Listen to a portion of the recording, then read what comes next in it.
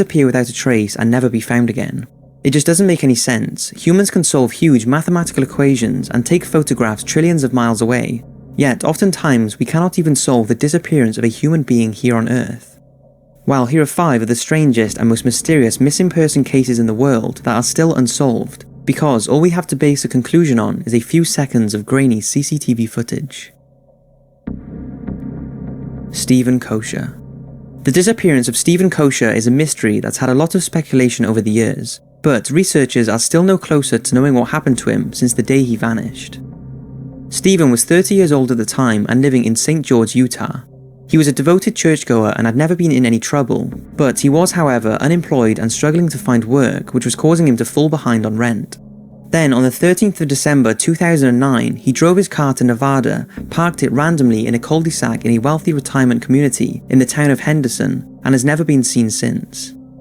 When police started their investigation, they found out that en route to Nevada, Stephen had tried visiting a female friend who was out at the time, and had also made several phone calls to church members during his journey, but gave no reason for his spontaneous road trip. After searching his abandoned car, his mobile phone, wallet, and keys were missing, but police found wrapped Christmas presents that were for his family, and what appeared to be overnight belongings such as pillows, toiletries, and extra clothes. 4 days later, his family were informed, and they had no clues or indications as to why he would just disappear. Then some CCTV footage was found that was taken on the day Stephen disappeared. It was captured by a local homeowner and shows Stephen's car and later him walking past the camera with something in his hand. Take a look.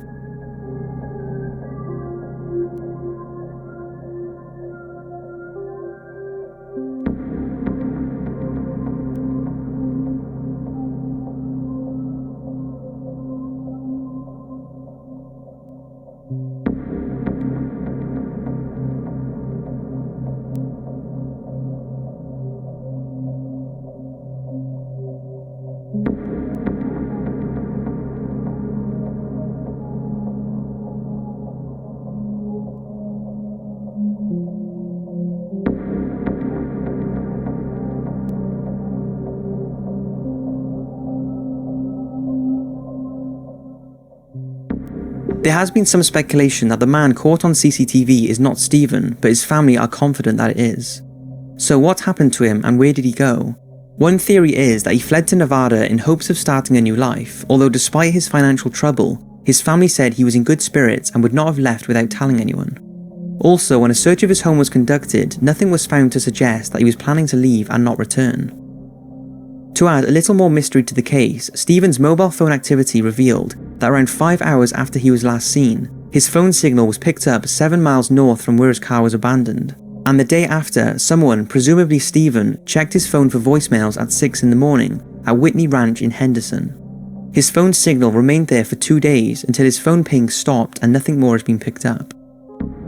Stephen Kosher has now been missing for 6 years, and despite there being several reported sightings of him over the years, nothing has led to his whereabouts, and his mysterious disappearance continues to be unsolved. 24-year-old Jennifer Kessie was a bright young woman who had everything to live for. She had just returned home from a holiday with her boyfriend, had moved into a new apartment, and had just been promoted at work. So when she disappeared without a trace and some mysterious CCTV footage was released, her family were convinced someone had abducted her. Jennifer was last seen at around 6 p.m. on the 23rd of January 2006, when she finished work at Westgate Resorts in Ocoee, Florida. She kept in regular contact with her family and boyfriend that evening and made several calls, the last being at around 10 p.m. to her boyfriend. The next morning, Jennifer did not call or text her boyfriend like she did every morning, and when she didn't arrive at work and her phone kept going to voicemail, people started to get concerned. Her parents were informed and they drove 2 hours from their home to their daughter's apartment to see if she was okay. When they arrived, her car was gone and the inside of her apartment was untouched. There was no sign of forced entry and was evidence that she had been there that morning, as a towel was wet and her clothes were laid out ready for work, suggesting she was either picking the right clothes to wear that morning by laying them out, or that something happened before she had a chance to get changed for work. The police initially thought that she had had a fight with her boyfriend and would turn up later on, but after ruling that out, a search was conducted. A canine unit tracked her scent from the apartment to the parking lot, suggesting she went missing as she was leaving for work. Then a major piece of evidence came up. After seeing Jennifer's car on the news, a resident of a nearby complex contacted police and said a car matching the description of Jennifer's had been parked outside for several days. The car was in fact Jennifer's and is believed to have been wiped down before being left, as only a small fibre of DNA and a lateral print was found inside. The police then checked the surveillance footage of that area and it shows a person parking the car and walking away. The CCTV camera only took a shot every 3 seconds, and it's a complete fluke that the person of interest's face is hidden in both the shots.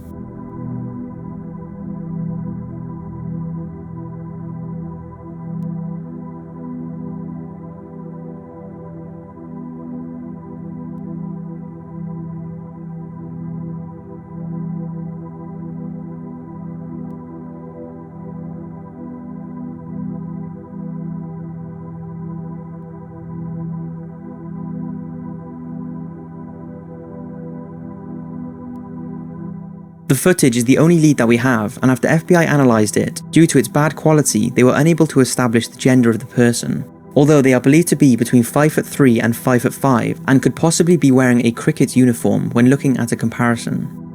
The footage was enough to convince Jennifer's family and the police that foul play was involved, but no more information has been gathered. Jennifer's family have and never will give up their search, and are pleading with the public for information to help them solve the case.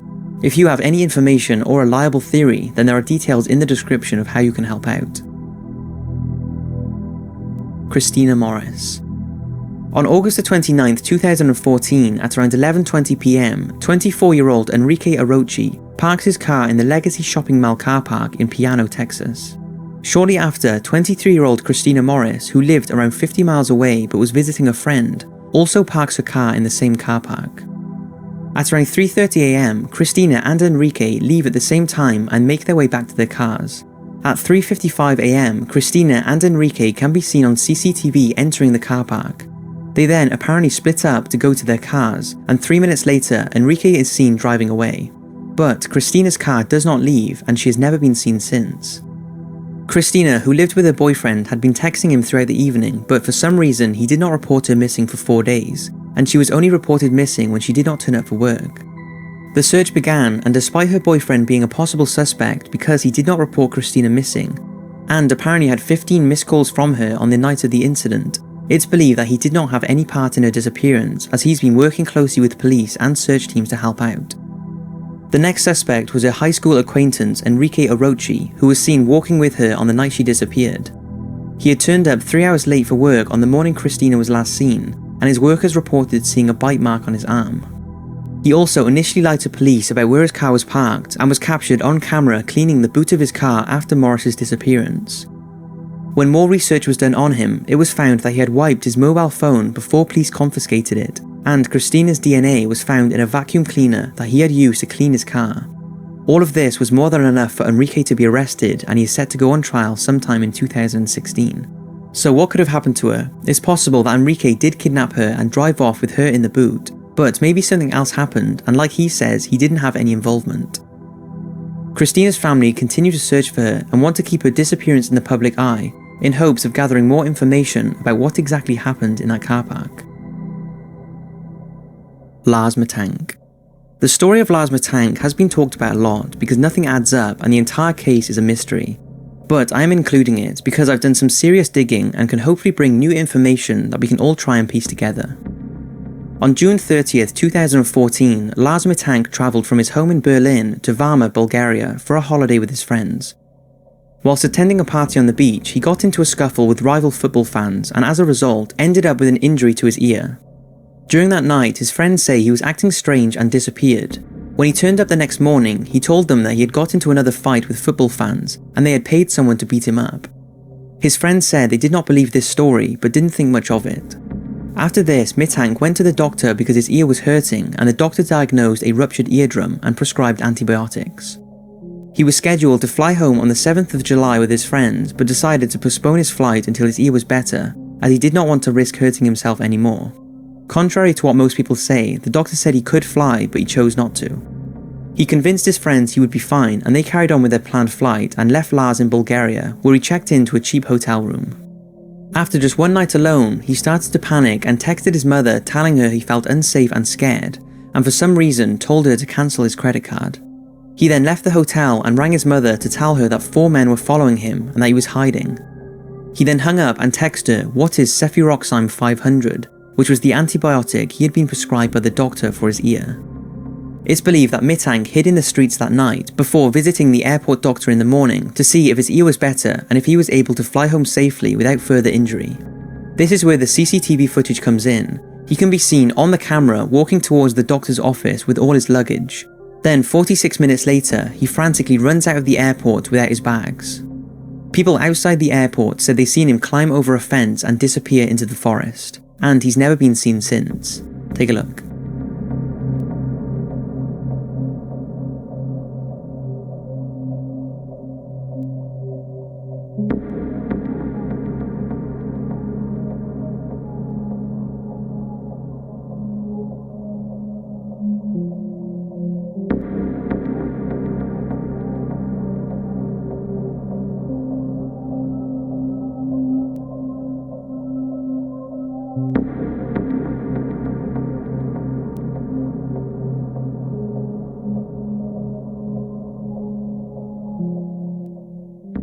After being interviewed, the doctor he visited reported that he had become very agitated when a construction worker entered the room during his consultation.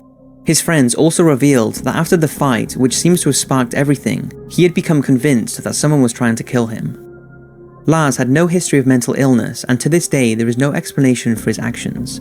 One theory is that he had some kind of mental breakdown after the fight and ran off into the woods as he thought someone was trying to kill him. Maybe the fight he had was with the wrong people and they were actually trying to kill him, and maybe the doctor told him that his ear was still damaged, so he panicked and ran off. I don't know, it's a strange case. One truck driver did come forward and claimed that he had seen Lars hitchhiking in Bulgaria, but apart from this, there's not much more for us to go on. So what's your theories? Brian Schaefer.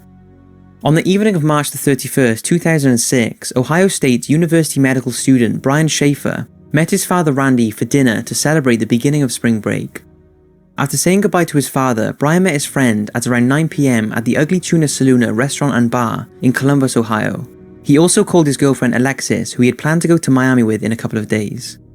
After the call, Brian and his friend visited several bars and had drinks before making their way back to the Ugly Tuna Saloon. By now, they had met up with another friend and the three carried on drinking at the bar.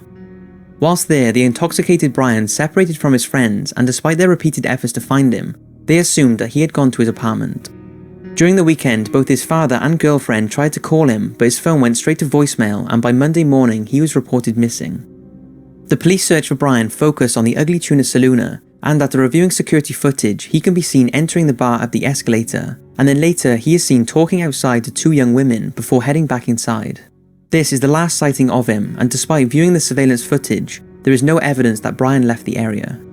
There are only 2 main exits that he could have taken: down the escalator, which he was not seen on CCTV doing, or through the emergency exit, but this also has a camera and did not show anyone leaving that night. So what happened to him? It's thought that maybe he wanted to disappear, as his mother had just passed away, and he had told his girlfriend a few days before his disappearance that she should move on and find someone else, as he was struggling with his mum's death. There is speculation that his 2 friends know more than what they are revealing, especially because one of them did not want to take a lie detector test, although no hard evidence has linked them to the case. But maybe they helped him disappear and escape his problems. If so, how did he escape the bar without being seen on camera? Maybe he dressed up in disguise and left, or maybe, since the Ugly Tuna Saloon was undergoing some building renovation, he found an escape through where this was being done. This also brought up the theory that whilst drunk, he staggered into the construction site and fell into a pit that was scheduled to be concreted in, but surely he would have been seen by the workers. Some say he was murdered, but there is no evidence to suggest this. So what happened? It's now been 10 years since his disappearance, and in that time there is still not a single trace of Brian or his whereabouts. So there's 5 mysterious disappearances that only have a little CCTV footage for us to use as clues. All of these cases were very hard to research because the thought that someone out there has some involvement in these is such an upsetting and frustrating thing to think about. Why anybody would want to take another human being away from their friends and family is beyond me, and my heart goes out to all of those affected by these disappearances. I've included some donation and support pages in the description for those involved if you would like to donate or offer any information. Because can you just imagine how incredible it would be if this video and the community could help shed some light on these unsolved cases?